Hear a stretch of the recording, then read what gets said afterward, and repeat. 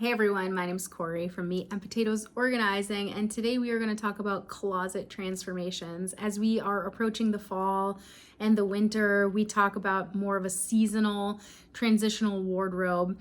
And one highly overlooked part of wardrobe organizing, and maybe it's overlooked because it's not super fun and it can get a little chaotic, is the full pull out of everything that's in that closet and wardrobe space. I'm talking the corners, the things that are chucked in the back, in behind the clothes, underneath all of the things, even in dresser drawers, sometimes things get pushed behind.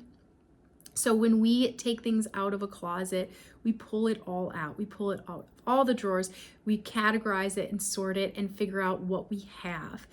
From that point and really doing that thorough pull, we can then much easier decide, how many pairs of pants do I need? How many pairs of shorts? Where do I want to put my linens? And how do I want to hang my shirts or my blouses?